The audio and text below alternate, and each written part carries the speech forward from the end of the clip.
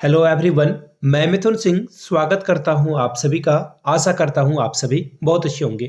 Jharkhand TET को लेकर देखिए एक बड़ी खबर आ रही है, सबसे बड़ी खबर, क्योंकि अब जो है इसमें सीएम साहब का नाम भी जो है इन्वॉल्व हो चुका है। अब आप बोलोगे कि सीएम साहब से क्या लेना देना है जीटेट का, तो देखिए ना चाहते हुए भी अब सीएम जो है पूरे राज्य का मुखिया होता है। पूरे राज्य की जिम्मेदारी जो है सीएम के ऊपर होती है। तो फाइनली स्टूडेंट जो है एक्चुअली रामदास सोरेन जी के पास भी गए और उनकी तरफ से ना मैं ना फ्रस्ट्रेटेड फील करता हूँ कि झारखंड में जितने शिक्षा मंत्री होते हैं वो लुल टाइप के क्यों होते हैं। लुल कहने का मतलब है बकलोल टाइप के क्यों शिक्षा मंत्री बना दिए जाते हैं। इन क्वालिफिकेशन सबसे पहले तो इससे पहले जो जो इस दुनिया में नहीं रहे हैं मैट्रिक पास थे वो, लेकिन शिक्षा मंत्री थे। इसके बाद वैद्यनाथ राम आए जो कि टीचर रह चुके हैं, लेकिन उन्होंने सिलेबस ऐसा बनाया जेटेट का कि देख कर के ना रूह कांप जाएगी लोगों की कि जेटेट पास कर पाऊं या नहीं। ये टुच्चा सा एग्जाम हुआ करता था, लेकिन इसको आईएएस का भी जो है आईएएस पे पावर 5 बना दिया गया। इतना समझ लो, आप जो मैथमेटिक्स समझ सकते हैं इतना समझ लो। पावर जो है, जो आईएएस सिर्फ सिंपल एग्जाम हुआ करता था उसको भी 5 टाइम्स जो है ये बढ़ चुके हैं। तो ये क्या है मुझे नहीं समझ में आ रहा। फाइनली सीएम साहब को जो है इसमें इन्वॉल्व किया गया है। पिछले बार सीएम साहब के इन्वॉल्वमेंट से क्या असर हुआ नहीं हुआ, पहले उसको जान लेना जरूरी है कि इस मामले में क्या हो सकता है सिलेबस और एग्जाम को लेकर। देखिए सरकार अभी जेटेट को लेकर जो है इसे बिल्कुल ठंडे बस्ते में रख रही है। इसे सरकार का पूरा ध्यान अभी सीजीएल के ऊपर है। मैं बार बार कह रहा हूँ, पुराने वीडियो में भी कुछ लोग जो है लकड़बग्घे टाइप के लोग जो है कमेंट करने आ जाते हैं कि तुम्हें कुछ नहीं पता है, सीजीएल से इसका कोई लेना देना नहीं। अरे भाई, बटरफ्लाई इफेक्ट का नाम सुना है आपने? एक छोटी सी बटरफ्लाई कहीं भी अगर पंख फड़फड़ाती है ना तो उसके प्रभाव का, उसके असर जो है आपके, उसका असर जो है आपके जीवन पे होता है। आप भले मानो ना मानो, अगर किसी हेमंत सोरेन को अगर थोड़ी सी बुखार हो गई, तबीयत खराब हो गई ना, तो उसके कारण कितने सारे फैसले पेंडिंग में पड़ जाएंगे आपको पता नहीं है। या फिर हेमंत सोरेन के परिवार में या फिर किसी मंत्री के परिवार में अगर कुछ हो जाता है तो कई सारी चीजें जो है लंबे समय तक डिरेल हो सकती है। तो याद रखिएगा, हर चेन ऑफ इवेंट का कुछ ना कुछ असर पड़ता है आपके लाइफ में। तो ये बेवकूफ़ी वाली बात मत करना कि सीजीएल से कुछ नहीं होगा। सीजीएल को लेकर सरकार अभी फंसी पड़ी है।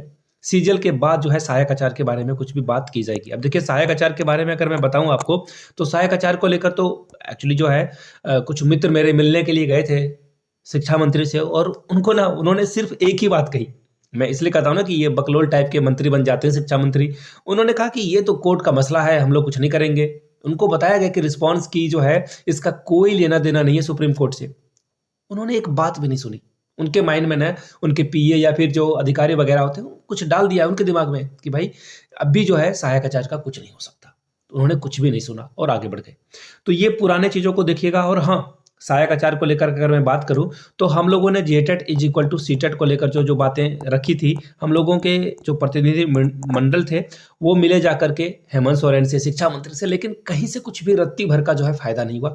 फाइनली हाईकोर्ट की ओर से जो है सीटेट वाले को यहाँ पे शामिल होने का मौका मिला है। इसमें सरकार के कोई भी मंत्री, कोई भी छोटा सा पदाधिकारी हो, कुछ भी हो, किसी ने रत्ती भर की हमारी बात को नहीं समझा, नहीं माना। ये जेएमएम की सरकार और कांग्रेस की सरकार थी, आरजेडी की सरकार थी। अब आप बोलोगे कि आप पार्टी का नाम लेकर क्यों बता रहे हो? अरे भाई, सरकार जिसकी थी उसके बारे में बात करेंगे ना। बीजेपी आएगी तो बीजेपी को भी धोएंगे अगर वो गलत काम करेंगे। तो जेएमएम अभी गलत कर रही है तो जेएमएम के बारे में मैं बात कर रहा हूँ। अब देखिए बात हो गई कि 1000 रुपए और जो 2500 रुपए है, ये मामला जो है बहुत ही खराब मामला है। मैं बिल्कुल कहता हूं ये खैरात आपको बांटा जा रहा है और इसमें आप पढ़ रहे हो। अब आप बोलोगे कि खिसियानी बिल्ली खंबा नोचे, तुम्हें नहीं मिल रहा है तो तुम इसके बारे में बोल रहे हो। देखिए अगर ये आपके माँ बहन को भी मिल रहा है तो नुकसान में आप ही हो। आपके सिलेबस को देखो, मैं एक छोटा सा एग्जांपल बताता हूं। ये सिलेबस निकालना या एग्जाम लेना, इसका कैलेंडर लेना, ये कौन सी बड़ी बात है? एक पात्रता परीक्षा, ये सिर्फ और सिर्फ एक पात्रता परीक्षा है। सपोज करके देख लो ना, इसके सिलेबस के लिए आपको जो है नारा, आंदोलन और जैक ऑफिस के सामने जाकर धरना प्रदर्शन करना पड़ता है। सोच के देखो आप किस स्तर पर जो है झारखंड में जो है गंदी राजनीति हो रही है। और आप बोलते हो कि ठीक है 1000 रुपए दे दो काम चल जाएगा, 2500 रुपए दे दो काम चल जाएगा। सोच के देखो आपकी कितनी जो है समस्याएं आने वाली है। अब देखिए एक विज्ञापन है, विज्ञापन जो है सौंपा गया है, उसके बारे में भी बात कर लेते हैं। एक्चुअली होना जाना तो इससे कुछ है नहीं, इसलिए मैंने ये पूरी भूमिका बांधी। देखिए यहाँ पे रिसीविंग दे दिया गया कि हाँ आपके बात को रिसीव कर लिया गया है। मैं पेन चेंज कर लेता हूँ, यहाँ से आप देख पाएंगे। सेवा में माननीय शिक्षा मंत्री झारखंड सरकार, विषय क्या है यहाँ से देख लीजिए। झारखंड टीईटी यानी कि झारखंड टेट परीक्षा को जो संशोधित नियमावली है कैबिनेट से इसकी मंजूरी मिले और जेटेट का पाठ्यक्रम की जो है स्वीकृति के संबंध में जो है बातें की जाए। आपसे निवेदन है कि झारखंड में दिनांक 24 दिसंबर 2024 को आयोजित होने वाली कैबिनेट में जेटेट नियमावली को जो है प्रदान करने की कृपा करें। मुश्किल है, हो तो पाएगा नहीं, ये तो मुझे पता है। और जैसा कि मैंने आपको पहले भी बता रखा है कि जैक जो है अभी बिजी है, जैक जो है कंप्लीटली बिजी है और अगर ये जनवरी में एग्जाम ले पाए तो ले पाए, अदरवाइज फरवरी, मार्च, अप्रैल, मई में ये एग्जाम नहीं कंडक्ट कर पाएंगे। और मैं बार बार कह रहा हूं कि ये एग्जामिनेशन आपका जून जुलाई में होगा, उससे पहले जो है कहीं पे भी खाली जगह नहीं है। बाकी जनवरी में हो जाए तो वेल एंड गुड है, बाकी तो चीजें आपको भी पता हो ही जाएगी। मैं यहाँ पे कोई जैक का अध्यक्ष या फिर जेएसएससी का अध्यक्ष या फिर जीएमएम का प्रवक्ता नहीं हूँ कि आपको सारी बातें बता सकूं। हम लोग जो है एक और एक को 11 और एक को जो है 2 करके आपको बातें बताते हैं, प्रिडिक्ट करते हैं। एक्सपीरियंस जो है वो आपके सामने रखता हूं मैं। अब आगे देखिए, जैसा कि आपको ज्ञात है कि जेटेट का नोटिफिकेशन 18 जुलाई 2024 को जारी किया गया था। काफी समय बीत चुका है, लगभग 5 महीने बीत चुके हैं। और उसमें जो पाठ्यक्रम था आईआईटी दिल्ली का, मुझे ना बड़ा फनी लगता है झारखंड की ये चीजों को पढ़कर, मजा आता है। ठीक है भाई। और मैं आपको बताऊं, मैंने जेटेट के ऊपर, मुझे ना, मैं आपको क्लियरली बताता हूं, ऐसा ऑनेस्ट पर्सन आपको मुझे नहीं लगता कि मिलेगा आपको। मैंने जेटेट के ऊपर वीडियो बना बना के खूब डॉलर कमाए, लेकिन ये बहुत ही डिसग्रेस वाली कमाई है। घिन आती है ऐसी कमाई से, मैं सच बताता हूं आपको। जेटेट के क्लासेस लेकर मैं वीडियो, अगर जेटेट का एग्जाम आ जाता तो जेटेट के ऊपर पढ़ा करके मैं डॉलर बना लेता, लेकिन जेटेट के न्यूज के ऊपर से मैंने जो है 100, 200, 300 डॉलर कमा लिए होंगे। 300 को अगर आप, मुझे पता है आप कैलकुलेट करने लगे होंगे तो कितने पैसे मैंने कमा लिए, 24-25 हजार रुपए कमा लिए सिर्फ और सिर्फ जेटेट की वीडियो से।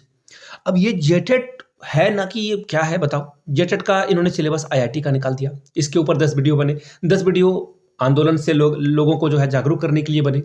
उसके बाद शिक्षा मंत्री से लोग मिल रहे हैं, प्रोटोकॉल हो रहा है, चाय पार्टी हो रही है, मीटिंग हो रही है। मीटिंग पे मीटिंग, वो विनोद वाला है, आप लोगों ने देखा होगा, वो पंचायत वाला मीटिंग पे अलुआ मीटिंग वाली कहानी, वो हो रहा है।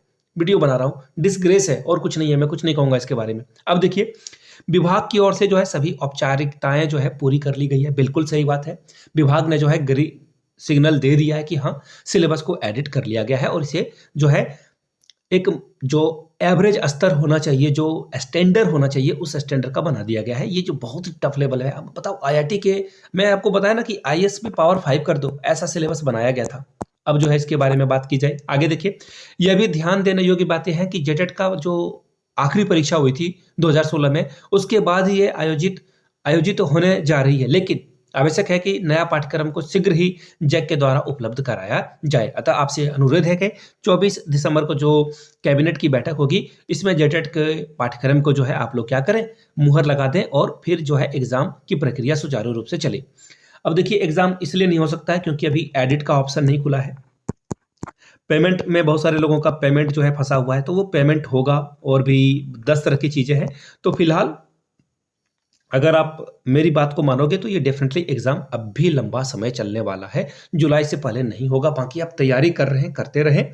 और जो लोग ग्रेजुएशन करके बैठे हैं, प्लीज पीजी जरूर कर लें, आगे फ्यूचर में आपके लिए काम में आएगा। सिर्फ सहायक आचार्य या फिर जेटेट के एग्जाम की तैयारी में ना लग रहे, कुछ ना कुछ कोर्स वगैरह करते रहें ताकि आप जो है फ्यूचर में कुछ काम में आ सके आपका ये। तो प्लीज पीजी कर लें, कुछ लाइब्रेरियन की डिग्री कर लें, या फिर आप जो है नर्सिंग वगैरह कर लें। कुछ ना कुछ आप जरूर कर लें, आपके सब्जेक्ट के अकॉर्डिंग जो बन पाता है। कुछ ना कुछ स्किल वगैरह कर लें, कंप्यूटर का कोर्स कर लें, पीजीडीसीए का, है ना, ग्रेजुएशन वगैरह करने के बाद। तो कुछ ना कुछ जरूर कर लें, फ्यूचर में आपके लिए काम में आने वाला है। तो आगे कोई और अपडेट आती है तो उसकी सूचना मैं आपको देता रहूंगा। बाकी जो लोग विनोबा भावे से अप्लाई करना चाहते हैं लाइब्रेरियन के लिए, वो आवेदन कर दें। वहाँ पे ऑनलाइन जो है चांसलर पोर्टल, झारखंड के चांसलर पोर्टल पे आवेदन हो रहा है। वहाँ पे 15 सीटें अब कर दी गई है रामगढ़ कॉलेज रामगढ़ से, और 29 जो है सीटें विनोबा भावे के लिए रखी गई है। बाकी जुगाड़ के लिए टेलीग्राम पे जुड़िए, वहाँ पे डिटेल वगैरह दी गई है। जुगाड़ से कैसे लाइब्रेरियन करना है उसके लिए भी मैंने आपको बातें बता रखी है। यहाँ पे ज़्यादा कुछ नहीं कहूँगा। बाकी मिलते हैं अगले वीडियो में। वीडियो को आपने यहाँ तक देखा, इसके लिए आप सभी का बहुत बहुत शुक्रिया। Have a good day.